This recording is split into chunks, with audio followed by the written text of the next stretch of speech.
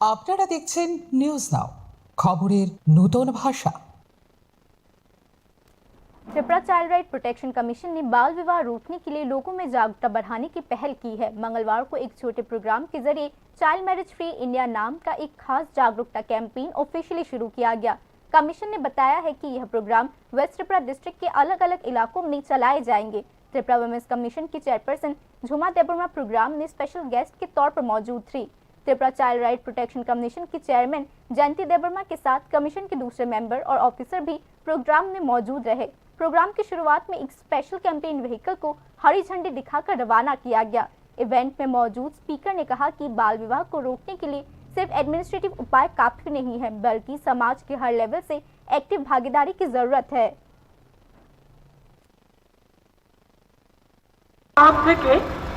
বাল্য বিবাহ মুক্ত করার জন্য প্রচার অভিযান করা হয়েছে এবং আজকের এই অনুষ্ঠানে আমাদের মাঝে সারা ভারতবর্ষ ব্যাপী 27 নভেম্বর থেকে আমাদের আগামী 8ই মার্চ আন্তর্জাতিক নারী দিবস 2026 পর্যন্ত সারা ভারতব্যাপী, সেই সঙ্গে আমাদের ত্রিপুরা রাজ্যেও বাল্য বিবাহকে মুক্ত করার জন্য প্রচার অভিযান চলছে। সেই উপলক্ষে আজকে আমাদের কমিশনের তরফ থেকে এই প্রচার অভিযানের জন্য আমাদের এই ওয়েস্ট ডিস্ট্রিক্টের বিভিন্ন জেলাতে, বিভিন্ন ব্লকে, গ্রাম পঞ্চায়েত লেভেলে, বিভিন্ন হাট বাজারে এই প্রচার অভিযানের জন্য বাল বিবাহকে মুক্ত করার জন্য প্রচারের জন্য গাড়ির মাধ্যমে আজকে থেকে শুরু হচ্ছে এবং আগামী 23শে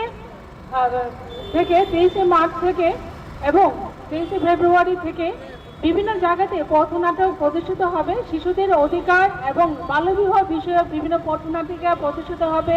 সেটা বিভিন্ন টি গার্ডেন, ঈদ বাটাগুলোতে, বিশেষ করে যেখানে জনসমাগম হবে সেখানেই বিভিন্ন পথনাটিকার মাধ্যমে প্রদর্শিত হবে বাল্যবিবাহ থেকে কিভাবে মুক্ত করা যায় আমাদের ত্রিপুরা রাজ্য থেকে।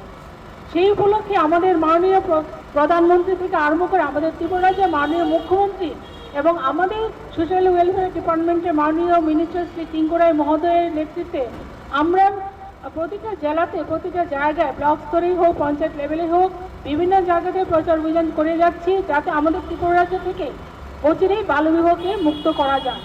এবং আপনারা যারা মিডিয়া বাইরে এখানে আজকে উপস্থিত হয়েছেন, আবারও আপনাদেরকে অনেক অনেক ধন্যবাদ।